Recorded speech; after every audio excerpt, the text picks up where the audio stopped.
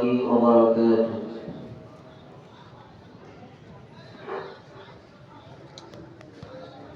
إن الحمد لله نحمده ونستعينه ونستغفره ونعوذ بالله من شرور أنفسنا ومن سيئات أعمالنا. من يهد الله فلا مضل له ومن يضلل فلا هادي له.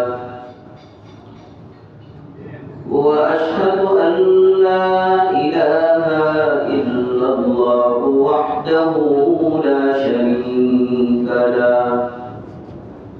وأشهد أن سيدنا وسندنا وحبيبنا وحبيب ربنا وطبيبنا وطبيب قلوبنا وأولانا ومولانا محمدا عبده ورسوله الذي أرسله الله تعالى بالحق بشيرا ونذيرا وداعيا إلى الله بإذنه وسراجا منيرا.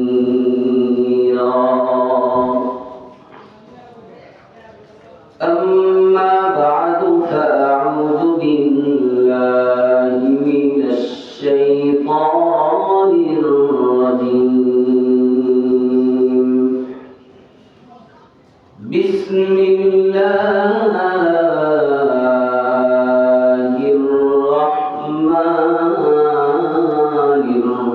الرحيم.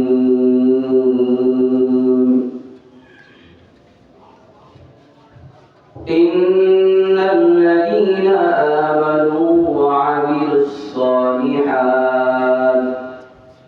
كانت لهم جنات الفردوس نزلا خالدين فيها لا يبغون عنها حولا. وقال صاحب القرآن رسول الله صلى الله تعالى عليه وسلم: جددوا إيمانكم. قيل يا رسول الله كيف نجدد إيماننا؟ قال: أكثروا من قول لا إله إلا الله، أو كما قال عليه الصلاة والسلام. صدق الله المولانا العظيم وصدق رسوله النبي الكريم، ونحن على ذلك لمن الشاهدين والشاكرين والذاكرين، والحمد لله رب العالمين.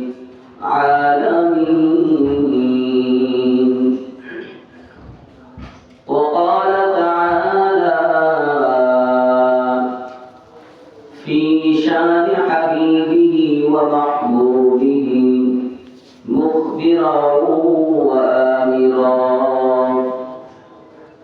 إن الله وملائكته يصلون على النبي يا أيها الذين آمنوا صلوا عليه وسلموا تسليما.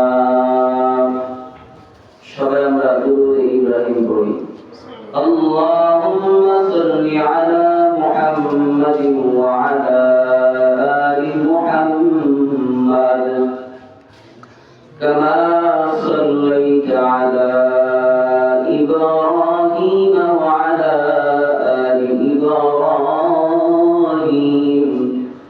إنك حميد مجيد اللهم بارك على محمد وعلى آل محمد كما باركت على إبراهيم وعلى آل إبراهيم إنك حميد مجيد بلغ العلا بكماله كشف الدجى بجماله حسنت جميع خصاله صلوا عليه وآله بلغ العلا بكماله كشف الدجى بجماله حسنت جميع خصاله صلوا عليه وآله توحيدك أمانات सीनों में है हमारा आसान ही मिटाना नामो निशान हमारा बलगल उला बिकमालिही कशफत दुजा बिजमालिही حسنت جميع خصاله صلوا عليه وآله সবাই মুহাব্বতে একটু জিকির করি লা ইলাহা ইল্লাল্লাহ লা ইলাহা ইল্লাল্লাহ লা ইলাহা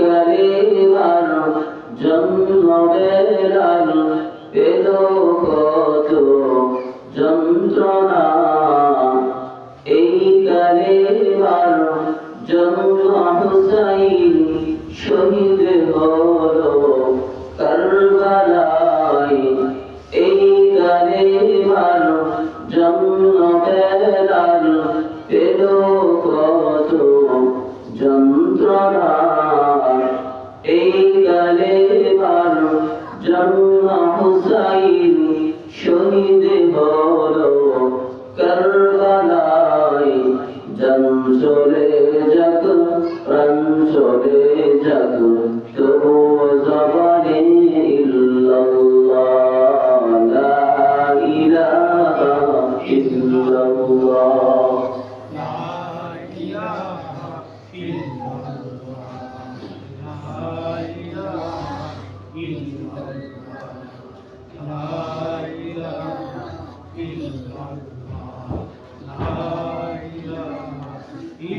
لا إله إلا الله محمد رسول الله صلى الله تعالى عليه وسلم سبحانك لا علم لنا إلا ما علمتنا إنك أنت العليم الحكيم ربي زدني علما ربي زدني علما ربي زدني علما ربي اشرح لي صدري ويسر لي أمري واحلل عقدة من لساني يفقهوا قولي الحمد لله الله تعالى দরবারে অসংখ্য গণিত শুকর সুজুদ যে মালিক আমাদেরকে মহব্বত করে ভালোবেসে পবিত্র জুমা বারে জুমার নামাজ আদায় করার উদ্দেশ্যে আল্লাহ তাআলার দুনিয়াতে আল্লাহর ঘর মসজিদে আসা বসার এবং জুমার পূর্বে মুক্তাসার আলোচনা শোনার তৌফিক দান করেছেন। এজন্য মালিকের দরবারে শুকরগুজার হই। সকলেই ভক্তি ভরে সমস্বরে আওয়াজ দিয়ে উঁচু করে একযোগে সকলে করি আলহামদুলিল্লাহ। বান্দা যত বেশি পরিমাণে আল্লাহর নিয়ামতের শুকর আদায় করবে, আল্লাহ তাআলা বান্দার তত নিয়ামতকে আল্লাহ বাড়ায় দিবে। আর বান্দা আল্লাহর নিয়ামতের শুকর আদায় না করলে আল্লাহ তাআলা বান্দার সেই দেওয়া নিয়ামতকে ছিনিয়ে নিয়ে যান এবং আল্লাহ ঘোষণা দেয়, আমি তোকে নিয়ামত দিলাম কিন্তু তুই আমার নিয়ামতের শুকর আদায় করিস নাই। আমি নিয়ামত তো নিয়েই নিলাম, পরকালে নিয়ামতের শুকর আদায় না করার কারণে আমি আল্লাহ তোকে কঠিন শাস্তির সম্মুখীন করব। তাহলে বাবা, সমাজের ভিতরে অনেক মানুষের বসবাস, সমাজে অনেক মানুষ, কিন্তু আল্লাহ সবাইকে দ্বীনের বুঝ দেয় না। সবাই কিন্তু মসজিদে আসে না। আমাদেরকে আল্লাহ তাআলা ভালোবেসে মহব্বত করে দ্বীনের বুঝ দিয়ে যে মসজিদে নিয়ে আসছেন, এজন্য আরো একবার শুকর আদায় করে বলি আলহামদুলিল্লাহ। আল্লাহ তাআলা কোরআনের ভিতরে বলেন, وَإِن تَعُدُّوا نِعْمَةَ اللَّهِ لَا تُحْصُوهَا। আল্লাহ বলেন, দুনিয়ার মানুষ, আমি আল্লাহ তোমাদের উপর এত পরিমাণে নিয়ামত দান করলাম, আমি আল্লাহ তোমাদেরকে এত নিয়ামত দিয়েছি, বান্দারে তোমরা যদি তোমার পুরা জিন্দেগি আমি আল্লাহর দেওয়া নিয়ামতের গণনা করো, লা তুহসুহা, আমি আল্লাহর দেওয়া নিয়ামত তুমি গণনা করে শেষ করতে পারবে না।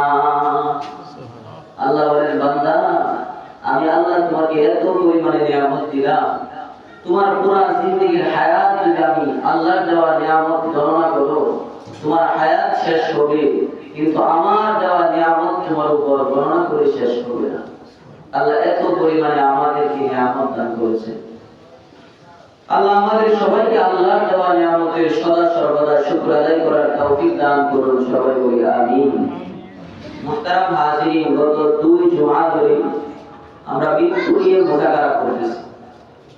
বাবারে, এটা ছিল সত্য কথা, আমাদের মৃত্যু হবে, এবং এটাও ছিল সত্য কথা, আমাদের মৃত্যুর পরে আমাদেরকে কবরে রাখা হবে, আমাদেরকে কবরে দিবে, কবরে আমাদের স্থান হবে। কবরের জীবন অতিবাহিত হওয়ার পরে আল্লাহ তাআলা দুনিয়াতে কিয়ামত সংঘটিত করবেন একদিন। কি বলেন, ঠিক না? কিয়ামত আল্লাহ দুনিয়াতে একদিন সংঘটিত করবেন। কারোর কি সন্দেহ আছে? কারোর কোনো সন্দেহ নাই। আল্লাহ তাআলা পবিত্র কোরআনের ভিতরে বলেছেন,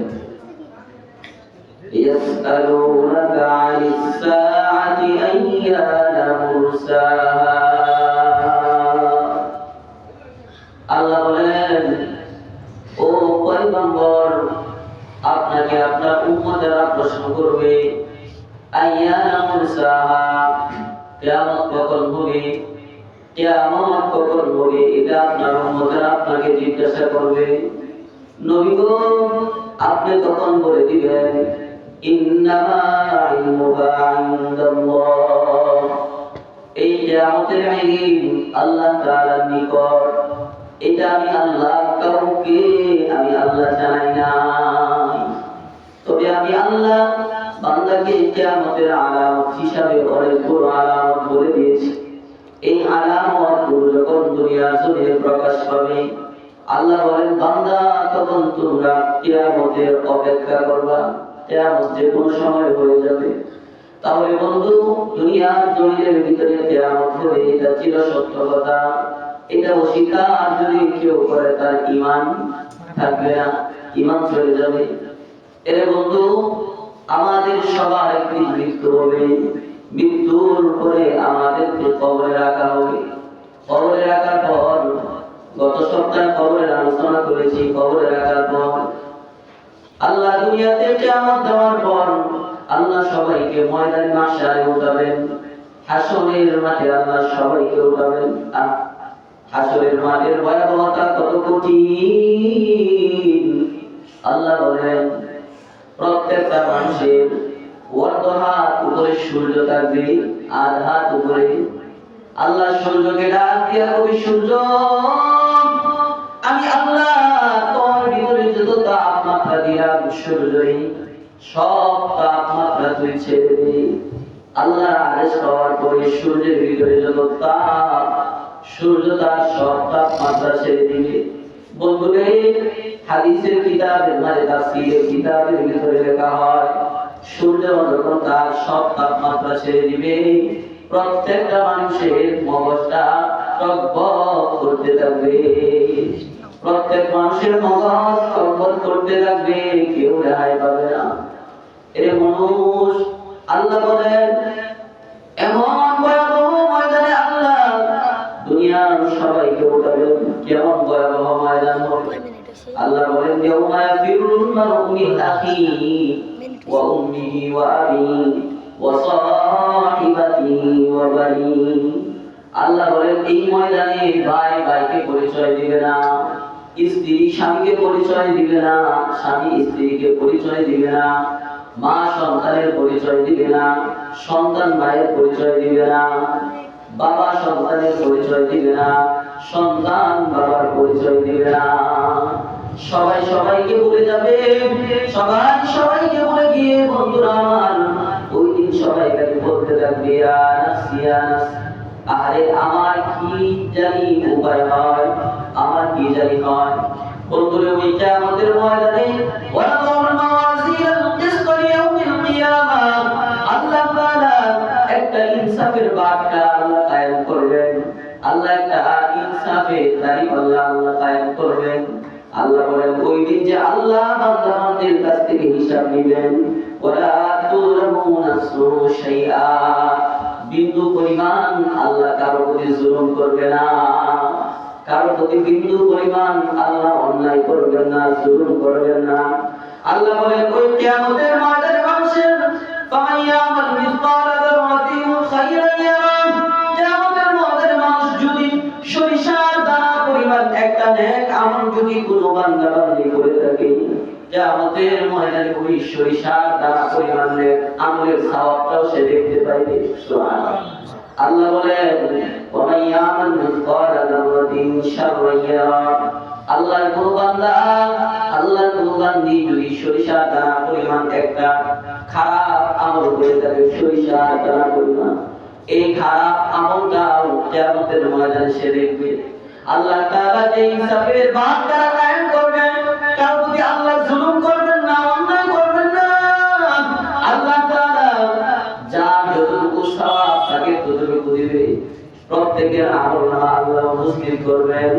আল্লাহুম্মা এর ভিতরে বলেন, ইয়া বুনাইয়া ইন্নাহা ইন তাকুম মিসকালা হাব্বা মিন খারদালিন ফাতাকুন ফি সাখরা আও ফিস সামাওয়াত আও ফিল আরদি ইয়াতি বিহা আল্লাহ। আল্লাহ বলেন, দুনিয়ার মানুষকে তোমার যদি একটা নেক আমল পাথরের ভিতরেও থাকে, আসমানের ভিতরেও যদি থাকে, জমিনের ভিতরেও যদি থাকে, ইয়াতি বিহা আল্লাহ, কিয়ামতের ময়দানে এটা আল্লাহ উপস্থিত করবেন। তোমার একটা নেক আমল তুমি করলা, এই নেক আমলটা যদি পাথরের ভিতরে লুকিয়ে থাকে, আসমানের ভিতরে যদি থাকে, জমিনের ভিতরে থাকে, আল্লাহ এটা উপস্থিত করবেন। ঠিক তদ্রূপভাবে বান্দারে, তুমি যদি একটা বদ আমল করো, একটা খারাপ কাজ করো, এটা যদি তুমি গোপনে করো, পৃথিবীর কেউ যদি তোমার এই খারাপ কাজ না দেখে শুধুমাত্র তুমি একাকী করলা, আল্লাহ বলেন, বান্দা ওই একাকী গোপনে করা অন্যায়টাও আমি আল্লাহ কিয়ামতের ময়দানে উপস্থিত করে দিব। আল্লাহ উপস্থিত করবেন সব। এজন্য বন্ধু, কবরে রাখার পর আল্লাহ সবাইকে কিয়ামতের ময়দানে উঠাবেন। কিয়ামতের ময়দানে উঠানোর পর বন্ধুদের সমস্ত মানুষগুলা দুই ভাগে বিভক্ত হবে, দুই দলে বিভক্ত হবে। বন্ধু, আল্লাহ বলেন, ফামিনহুম শাকিয়্যুন ওয়া সাঈদ। আল্লাহ বলেন, কিয়ামতের ময়দানে মানুষকে আল্লাহ বিভিন্ন দলে বিভক্ত করবে না।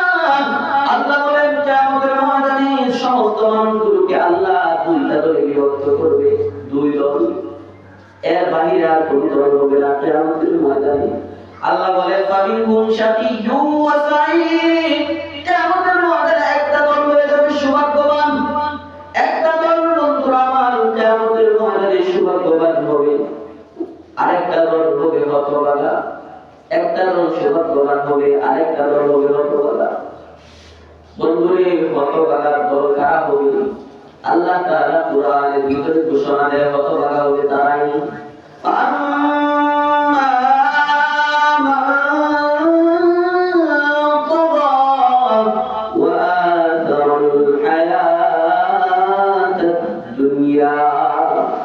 আল্লাহ বলেন দুনিয়ার জমিনের ভিতরে যারা সীমালঙ্ঘনতা করে, এক নাম্বার যাদের ভিতরে সীমালঙ্ঘনতা থাকবে।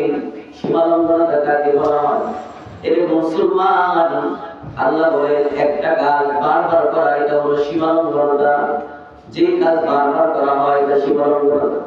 আল্লাহ বলেন বান্দা, মুয়াজ্জিনের মাধ্যমে আমি তোমাকে ফজর বেলায় ডাক দিলাম, তুমি হাইয়া আলাস সালাহ নামাজে আসো।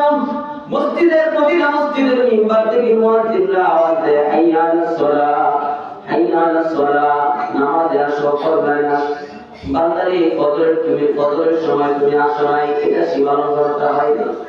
আবার আমি আল্লাহ বান্দা তোমাকে যোহর বেলায় আবার ডাক দিলাম, বান্দা তুমি নামাজে আসো, তুমি কল্যাণের দিকে আসো, তুমি আসো নাই, তোমার সীমালঙ্ঘনতা হয় নাই। বান্দারে আসর বেলায় আবার তোমাকে ডাক দিলাম, এই নামাজে আসো, নামাজে আসো, কল্যাণের দিকে আসো। বান্দা তুমি আসো নাই, তাও আমি আল্লাহ সীমালঙ্ঘনতায় ধরি না। বান্দারে মাগরিবে রাখলাম, তোমাকে পাই নাই। এশায় রাখলাম, তোমাকে আমি পাই নাই। বান্দারে দিনটা দিন যায়, বছরের পর বছর অতিবাহিত হয়, মাসের পর মাস অতিবাহিত হয়। বান্দারে তুমি আমি তোমাকে দৈনিক 5 বার করে ডাকি, এরকম সপ্তাহে 7 দিন তোমাকে ডাকি, মাসে 30 দিন তোমাকে ডাকি, বছরে 12 মাস প্রতিদিন দৈনিক আমি আল্লাহ তোমাকে 5 বার করে আহ্বান জানাই, বান্দা আমার নিকট ফিরে আস, নামাজ পড়, কল্যাণের দিকে আস। বান্দা যখন তুমি এগুলার দিকে প্রত্যাগ করো না, তোমাকে বারবার ডাকার পরেও যখন বান্দা তুমি আসো না, তখন তুমি সীমালঙ্ঘনতার মধ্যে পড়ে যাও, তখন তুমি সীমালঙ্ঘনতা করো। বান্দারে যখন তোমার ভিতরে সীমালঙ্ঘনতার গুণ যখন তোমার ভিতরে চলে আসে, দুনিয়া, বান্দা দুনিয়ার জীবনটাকে যখন তুমি প্রাধান্য দাও, নামাজের জন্য তুমি ব্যবসা করো, মসজিদের ভিতরে মুয়াজ্জিন আযান দিয়ে দেয়, নামাজের সময় চলে যায়, তোমার নামাজের কোনো খবর নাই। তুমি দুনিয়াদারি নিয়ে ব্যস্ত, তুমি চাকরি করো, তুমি ব্যবসা নিয়ে ব্যস্ত, তুমি চাকরি করো, মুয়াজ্জিন আযান দেয়, নামাজে আসার তোমার কোনো খবর নাই। তুমি তোমার চাকরি নিয়ে ব্যস্ত, তুমি খেত কামাই কাজ করো, মুয়াজ্জিন আযান দেয়, তুমি নামাজে আসো না, তুমি তোমার কাজ নিয়ে ব্যস্ত। আল্লাহ বলেন এই যে তুমি আখিরাতের জীবনের উপর তুমি দুনিয়ার জীবনটাকে প্রাধান্য দিলা, দুনিয়ার জীবনটাকে তুমি বড় মনে করলা, আখিরাতের জীবনের উপর তোমার ব্যবসাকে তুমি বড় মনে করলা, আখিরাতের জীবনের উপর তুমি তোমার চাকরিটাকে বড় মনে করলা, আখিরাতের জীবনের উপর তুমি তোমার খেত কামারের কাজ করাকে বড় মনে করলা। আল্লাহ বলেন বান্দারে এই যে তুমি দুনিয়ার জীবনটাকে প্রাধান্য দিলা আখিরাতের জীবনের উপর, এই যে 1 নাম্বার সীমালঙ্ঘনতা করলা, 2 নাম্বার তুমি দুনিয়ার জীবনকে আখিরাতের জীবনের উপর প্রাধান্য দিলা। বান্দা এই দুইটা কর্ম করার কারণে বান্দা আমি আল্লাহ তোমার জন্য তোমার নামটা হতভাগাদের অন্তর্ভুক্ত করে দেই, তুমি হতভাগাদের অন্তর্ভুক্ত হয়ে যাও, হতভাগা হয়ে। তাহলে মুসলমান হতভাগা কারা? যাদের ভিতরে 2 গুণ থাকবে, যারা সীমালঙ্ঘনতা করবে। 2 নাম্বার যারা দুনিয়ার জীবনকে প্রাধান্য দিবে, তারা হতভাগা। কিয়ামতের ময়দানে বান্দারে ওরে মুসলমান, আমি আর আপনি যদি হতভাগা হয়ে যাই, হতভাগা যদি হতভাগাদের অন্তর্ভুক্ত হয়ে যাই, আল্লাহ ডাক দিয়ে কয় ফাইনাল জাহিমা হিয়াল মাওয়া, তোমার জন্য কিয়ামতের ময়দানে হতভাগাদের অন্তর্ভুক্ত হয়ে গেলে তোমার জন্য চিরকাল জাহান্নাম, জাহান্নাম তোমার জন্য তোমার ঠিকানা হয়ে যাবে জাহান্নাম। আজীবন তোমার জাহান্নামে থাকা লাগবে, চিরস্থায়ী জাহান্নামী হবে। এর বান্দা জাহান্নাম, জাহান্নাম কতটা ভয়াবহ, কারণ জাহান্নামের আগুন। এই দুনিয়ার মানুষ, দুনিয়ার জমিনের ভিতরে আমরা যে আগুন দেখি, এই আগুনটা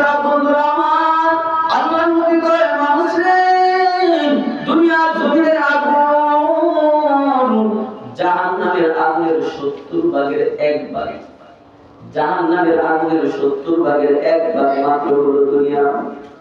বান্দারে ও মুসলমান, দুনিয়ার আগুনকে আমরা কি পরিমাণে ভয় পাই, দুনিয়ার আগুনকে আমরা কত ভয় পাই, আগুনের ধারে যাই না, কাছে যাই না। আল্লাহ বলেন জাহান্নামের আগুনটা দুনিয়ার আগুনের চেয়ে 70 গুণ তাপমাত্রা বেশি হবে। ওই আগুন কিভাবে সহ্য করবে বান্দা? সহ্য করার মতো নয়। এজন্য বান্দা নিয়ত করেন, আমি সীমালঙ্ঘনতা করব না, আখিরাতের জীবনকে, আমি দুনিয়ার জীবনকে আখিরাতের জীবনের উপর প্রাধান্য দিব না। আমার যতদূর সম্ভব দুনিয়াতে আমি থাকবো, দুনিয়ার কাজকর্ম করব, কিন্তু যে মাত্র মুয়াজ্জিনের আযান হয়ে যায়, দুনিয়াকে রাখি ভাইরা, দুনিয়াকে পিছনে পাইরা আমি মসজিদের ভিতরে নামাজের জন্য চলে আসবো। পারবেন তো ইনশাআল্লাহ? আল্লাহ সবাইকে তৌফিক দান করুন। এর বন্ধু হতভাগার 2 গুণ, সৌভাগ্যবান কারা হবে? কিয়ামতের ময়দানে যাদের ভিতরে গুণ থাকবে 2টা, তারা সৌভাগ্যবান হবে। যারা সৌভাগ্যবান হবে বন্ধুরা আমার, তাদেরও ভিতরে গুণ থাকবে 2টা। আল্লাহ তাআলা বলেন যাদের ভিতরে 2টা গুণ থাকবে তারা সৌভাগ্যবান। 1 নম্বরের গুণ ঈমান। ঈমান নামক মহাদৌলত যাদের ভিতরে থাকবে তারা সৌভাগ্যবান। 2 নাম্বার নেক আমল যাদের মধ্যে থাকবে, নেক আমল। 1 নম্বরের গুণ বন্ধুরা ঈমান। ঈমান নামক মহাদৌলত যাদের ভিতরে থাকবে, নেক আমল যাদের মধ্যে থাকবে, তারা হবে সৌভাগ্যবান। সুবহানাল্লাহ। হে বন্ধু, ঈমান নামক দৌলতটা যদি আপনার সাথে থাকে, নেক আমল থাকে, আপনি সৌভাগ্যবান হবেন। আল্লাহ বলেন এই 2 গুণ যাদের ভিতরে থাকবে তাদের জন্য মেহমান কারণ হিসাবে আমি আল্লাহ জান্নাতুল ফিরদাউসের ঘোষণা করে দিলাম। আল্লাহ বলেন ইন্নাল্লাযীনা আমানু ওয়া আমিলুস সালিহাতি কানাত লাহুম জান্নাতুল ফিরদাউসি নুজুলা। আল্লাহ বলেন দুনিয়ার মানুষ যাদের ভিতরে 2টা গুণ কিয়ামতের ময়দানে পাওয়া যাবে। 1 নম্বরের গুণ যাদের ভিতরে ঈমান নামক মহাদৌলতটা পাওয়া যাবে। 2 নম্বরের গুণ ওয়ামিলুস সালিহাত, নেক কাজ যাদের ভিতরে পাওয়া যাবে। বন্ধুরা রে, আল্লাহ ডাক দিয়া কয় কানাত লাহুম জান্নাতুল ফিরদাউসি নুজুলা। আমি আল্লাহ ওই 2 গুণওয়ালা, ওই 2 গুণওয়ালা মানুষের জন্য জান্নাতুল ফিরদাউস মেহমান কারণ হিসাবে আমি আল্লাহ রিজার্ভ করে দিলাম। 2 গুণ যাদের ভিতরে থাকবে তাদেরকে বন্ধুরা আমার আল্লাহ কিয়ামতের ময়দানে জান্নাত দিবে। সুবহানাল্লাহ। কিয়ামতের ময়দানে আল্লাহ তাদেরকে জান্নাত দিবে। 1 নম্বরের গুণ লাগবে ঈমান। এর বন্ধু ঈমান কি জিনিস? 1 নম্বরের গুণ কিন্তু ঈমান লাগবে। ঈমান কি জিনিস? এ বন্ধু মুসলিম শরীফের হাদিস, হাদিসের রাবি হলেন আবু হুরায়রা রাদিয়াল্লাহু তাআলা আনহু। আল্লাহর নবীর বিখ্যাত সাহাবী আবু হুরায়রা। ওই আবু হুরায়রা রাদিয়াল্লাহু তাআলা আনহু তিনি বর্ণনা করে বলেন عن أبي هريرة رضي الله تعالى عنه قال আবু হুরায়রা থেকে বর্ণিত তিনি বলেন কানা রাসূলুল্লাহ সাল্লাল্লাহু তাআলা আলাইহি ওয়াসাল্লাম ইয়াওমান বারিজান লিন-নাস। আল্লাহর নবী সাল্লাল্লাহু আলাইহি ওয়াসাল্লাম সাহাবাদেরকে নিয়ে খোলা ময়দানে বসা। খোলা ময়দান, বারিজ বলা হয় খোলা ময়দান, একটা খালি জায়গা, খোলা জায়গা, খোলা ময়দানে আল্লাহর নবী একদিন সমস্ত সাহাবাদেরকে নিয়ে বসা। ফাআতাহু রাজুলুন। আবু হুরায়রা বলেন এমন সময় হঠাৎ একজন ব্যক্তি আল্লাহর রাসূলের দরবারে আগমন করলেন। রাসূলের নিকট আসলেন। আসার পর বললেন ইয়া রাসূলুল্লাহ, ও আল্লাহর পয়গম্বর, ও আল্লাহর নবী, মান ঈমান, ঈমান কি জিনিস? ঈমান কাকে বলে? ঈমান কি? আল্লাহর নবীকে জিজ্ঞেস করলেন। আবু হুরায়রা বলেন আল্লাহর নবী সাহাবাদেরকে নিয়ে খালি একটা জায়গায়, খোলা একটা জায়গায় বসা। এমন সময় একজন ব্যক্তি আসা আল্লাহর নবীকে জিজ্ঞাসা করলেন ও আল্লাহর পয়গম্বর, ঈমান কি জিনিস? ঈমান কাকে বলে? ঈমান কি? আল্লাহর নবী জবাব দেয় 6টা জিনিস মৌলিকভাবে ছয়টা জিনিস বিশ্বাস করার নাম হলো ঈমান। কয়টা? ছয়টা। মৌলিকভাবে ছয়টা জিনিসকে বিশ্বাস করার নাম হলো ঈমান। মৌলিকভাবে ছয়টা জিনিস বিশ্বাস করার নাম ঈমান। আল্লাহর নবী কয় আনতু বিল্লাহ। এক নাম্বার হলো আল্লাহকে বিশ্বাস করা। কাকে বিশ্বাস করা? আল্লাহকে বিশ্বাস করা। দুই নাম্বার হলো মালাইকাতিহি, আল্লাহর সকল ফেরেশতাদেরকে বিশ্বাস করা। আল্লাহর সকল ফেরেশতাগণকে বিশ্বাস করা। তিন নাম্বার হলো ওয়া কিতাবিহি, আল্লাহর সমস্ত আসমানি কিতাবকে বিশ্বাস করা। আল্লাহর সব আসমানি কিতাব এগুলো বিশ্বাস করা। চার নাম্বার হলো ওয়ালিকাই, মৃত্যুর পরে আল্লাহর সাক্ষাৎ হবে এই কথা বিশ্বাস করা। আল্লাহর সাক্ষাৎ হবে যে এই কথা বিশ্বাস করা। আল্লাহ কোরআনের এক আয়াতের ভিতরে ডাক দিয়ে কয় বান্দারে আফা হাসিবতুম আন্নামা খালাকনাকুম আবাদান ওয়া আন্নাকুম ইলাইনা লা তুরজাউন। আল্লাহ কয় দুনিয়ার মানুষ তোমরা কি মনে করেছো আমি আল্লাহ তোমাদেরকে দুনিয়াতে অনর্থক পাঠাইলাম? আমি আল্লাহ তোমাদেরকে দুনিয়াতে অনর্থক পাঠাইলাম এটা কি তোমরা মনে করেছো? ওয়া আন্নাকুম ইলাইনা লা তুরজাউন। দুনিয়ার মানুষ রে তোমরা কি মনে করেছো আমি আল্লাহর সাক্ষাৎ হবে না?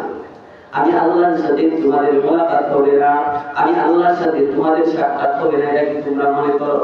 তাহলে বন্ধু চার নাম্বার বিশ্বাস হলো ওয়ালিকাই, কিয়ামতের ময়দানে মৃত্যুর পরে বন্ধুরা আমার আল্লাহর সাথে সাক্ষাৎ হবে এই কথাটা বিশ্বাস করা। পাঁচ নাম্বার হলো রাসূলিহি, আল্লাহ দুনিয়াতে যত পয়গম্বর যত রাসূল প্রেরণ করেছেন সমস্ত পয়গম্বর রাসূলগণকে বিশ্বাস করা। এরপরে ছয় নাম্বার ওয়া তুমিনা বিল বাসিল আখির, কিয়ামতের ময়দানে আল্লাহ পুনরায় আমাদেরকে পুনরুত্থান করবেন, মৃত্যুর পরে আবার আমাদেরকে আল্লাহ পুনরুত্থান করবেন এটাকে বিশ্বাস করা। তাহলে বন্ধু আল্লাহর নবী সাহাবীকে বললেন সাহাবী মৌলিকভাবে ছয়টা জিনিসকে বিশ্বাস করার নাম হলো ঈমান। মৌলিকভাবে ছয়টা জিনিস বিশ্বাস করার নাম ঈমান। এক নাম্বার হলো আল্লাহকে বিশ্বাস করা, দুই নাম্বার হলো আল্লাহর ফেরেশতাগণকে বিশ্বাস করা, তিন নাম্বার হলো আল্লাহর সব আসমানি কিতাবকে বিশ্বাস করা, চার নাম্বার হলো আল্লাহর সাক্ষাৎ হবে এই কথা বিশ্বাস করা, পাঁচ নাম্বার হলো আল্লাহর সকল রাসূলগণকে বিশ্বাস করা, ছয় নাম্বার হলো আমাদের পুনরুত্থান হবে, মৃত্যুর পরে আবার পুনরুত্থান হবে এটা বিশ্বাস করা। আল্লাহ কোরআনের এক আয়াতের ভিতরে বলেন মিনহা খালাকনাকুম ওয়া ফিহা নুঈদুকুম ওয়া মিনহা নুখরিজুকুম তারাতান উখরা। আল্লাহ বলেন দুনিয়ার মানুষরে মিনহা খালাকনাকুম, আমি আল্লাহ এই মাটি থেকে তোকে বানাইলাম। আল্লাহ বলেন মানুষ আমি আল্লাহ তোমাকে মাটি থেকে বানাইলাম। ওয়া ফিহা নুঈদুকুম, মানুষরে আমি আল্লাহ আবার তোমাকে মাটির মাঝে ভিড়িয়ে দিব। তোমাকে মাটি থেকে আমি আল্লাহ বানাইলাম, আবার তোমাকে মাটির মধ্যে আমি আল্লাহ দিয়ে দিব। ওয়া মিনহা নুখরিজুকুম তারাতান উখরা, দুনিয়ার মানুষে আরেকবার আমি আল্লাহ তোমাকে মাটি থেকে আবার বের করব। তাহলে বন্ধু মৃত্যুর পরে আমাদের আবার পুনরুত্থান হবে বিশ্বাস আছে তো চলার। এই ছয়টা জিনিসকে মৌলিকভাবে বিশ্বাস করার নাম হলো কি? ঈমান। তাহলে ঈমান কি জিনিস আমরা জানলাম, ছয়টা জিনিস বিশ্বাস করার নাম হলো ঈমান। এর বন্ধু আল্লাহ যে বললেন কিয়ামতের ময়দানে আল্লাহ তাআলা সৌভাগ্যবান যারা হবে তাদেরকে আল্লাহ জান্নাতুল ফেরদাউসের মেহমান বানাবে। সৌভাগ্যবান কারা হবে? যাদের ভিতরে গুণ থাকবে দুইটা, এক নম্বরের গুণ হলো ঈমান, এক নম্বরের গুণ কি? ঈমান। এখন বন্ধু কেমন ঈমান লাগবে? কেমন ঈমান? স্বাভাবিক ঈমান দিয়ে কি জান্নাতে যাওয়া যাবে নাকি? আল্লাহ বলেন কেমন ঈমান লাগবে। আল্লাহ তাআলা কোরআনের ভিতরে বলেন ওয়া ইযা কিলা লাহুম আমিনু কামা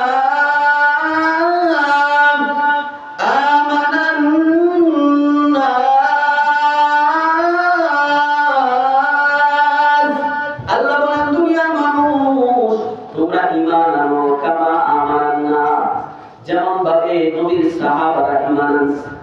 আল্লাহ বলেন নবীর